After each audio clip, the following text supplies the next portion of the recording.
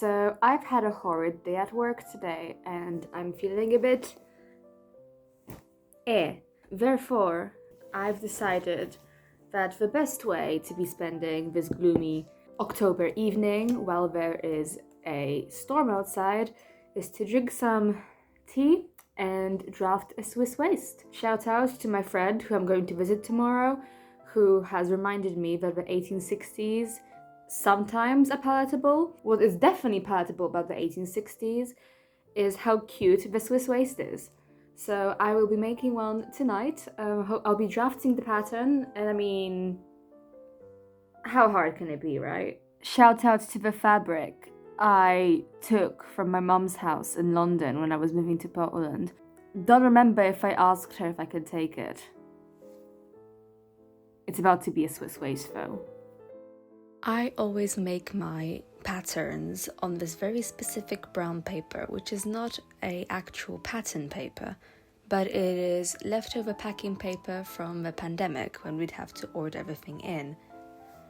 Yes, it's 2024, it's been 4 years, but I've pretty much kept this paper this whole time, and now I use it sporadically to make patterns, which is why often my patterns are, well, on a very interesting medium, let's say, paper that is usually crinkled, pieced together, ripped in places. It's because it's this old packing paper, I just don't want to waste it.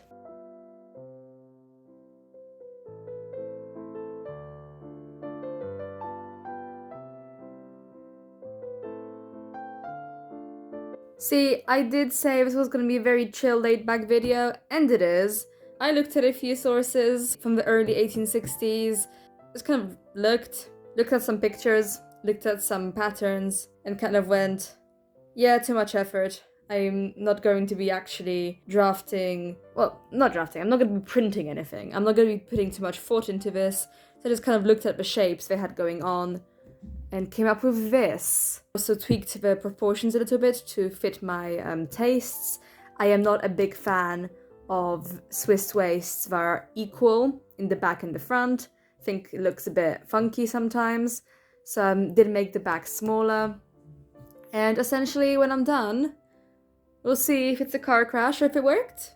The Swiss waist, or rather the Swiss waist belt, is simply what we'd probably call nowadays a underbust corset. Usually with this pointed detailing, it was fashionable in the 1860s and then made a resurgence in the 1880s and 1890s, and I've seen a few examples later on as well, as you can see here. I'm trying hard to minimize my wastage, both in terms of fabric and in terms of paper.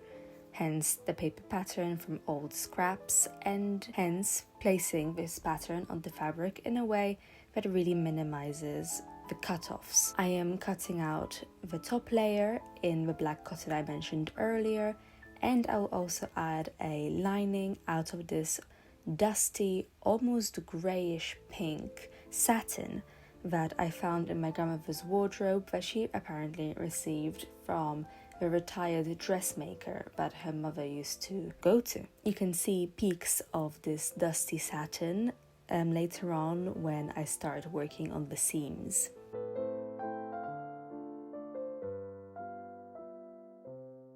I am treating both the lining and the top layer of the fabric as one piece, as is quite customary in most 19th century sewing. So after laying the appropriate pieces together, I am simply sewing the seams with a backstitch. This backstitch will allow the seams to be a bit more durable than if it was just a simple running stitch.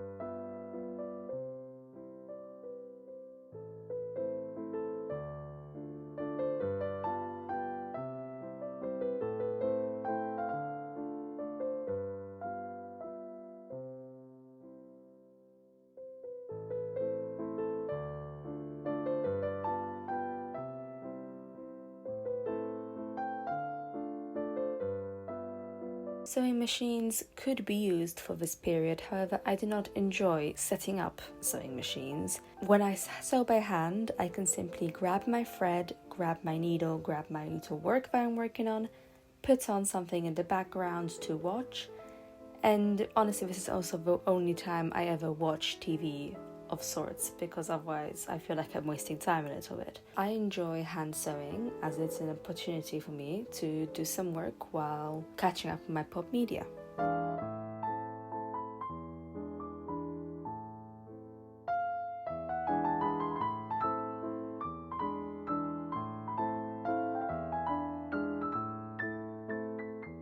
My Swiss waist, as it should be, will be boned. I'm using artificial whalebone that I purchased a few years ago back in London, and my very professional method of cutting it is nicking it with some scissors and then twisting until it comes off. I then use my nail file to file down the sharp edges so they don't pierce through the fabric later on in theory.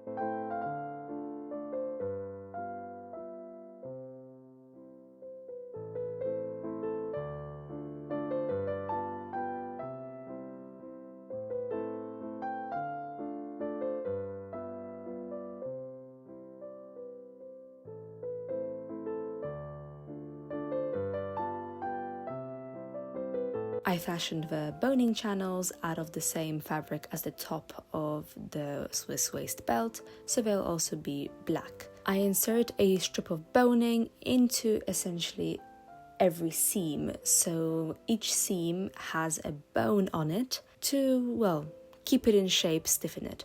And I close the boning channel with a little whip stitch. This whip stitch will not show on the top layer, and I'm doing this quite messily. It doesn't have to be neat, it will not show, and historically often they weren't neat on the inner portion of the garment as well. They even knew that they would unpick the seams to then change the sizing, or they just didn't care even if they weren't expecting to change the sizing.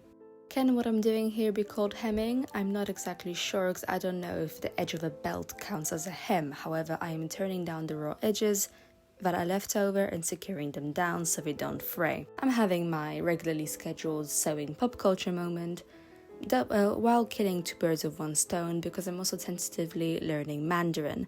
So I'm currently watching the C-drama Word of Honor as part of my language immersion, which I am greatly enjoying.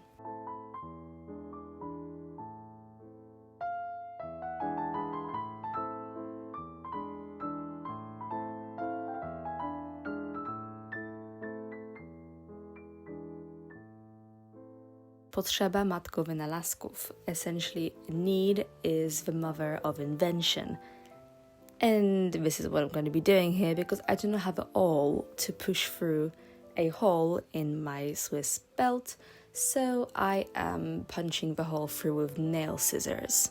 I am a professional at heart. At this point, I'm having quite a big issue with joint pain, unfortunately, from the repetitive motions of the sewing, so I really wanted to get the eyelets done as simply as possible. Historically, a Swiss waist would have had hand-worked eyelets, but physical limitations do as physical limitations must. So I'm making a concession and opting for metal eyelets, which, while still causing a little bit of a strain, are over and done with much quicker than hand sewing those 8 eyelets.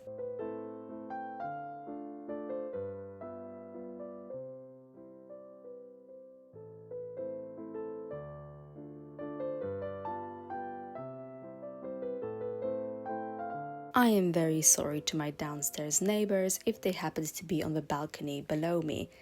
I'm also very blessed that this did not break my balcony floor.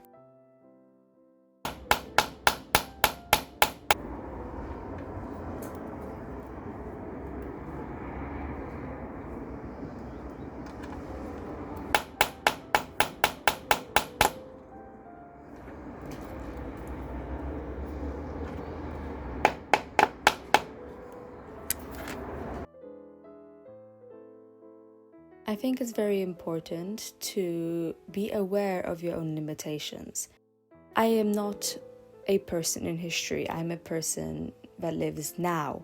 And I also do have modern tastes, and I do have modern issues, such as my messed up wrist from too much typing, for example. I make other concessions based on my tastes, such as wearing makeup, a bit more alternative jewelry choices.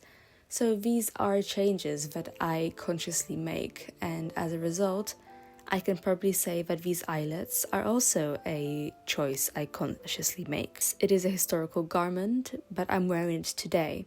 I don't have to wear it with historical fashion. I don't have to wear it with historical clothing. I can wear it even ahistorically with a t-shirt and jeans if I so wanted to, which I don't because I don't even own jeans. However, the point still stands. Thank you very much for watching. I hope you enjoyed this quick little October video. It is a difficult month. The seasons are starting to change, the weather is getting colder and the days are getting shorter. So we all need sometimes to take a step back from the things that stress us and simply breathe and maybe do a silly little craft project. Have a lovely day and or evening, and I will see you next time.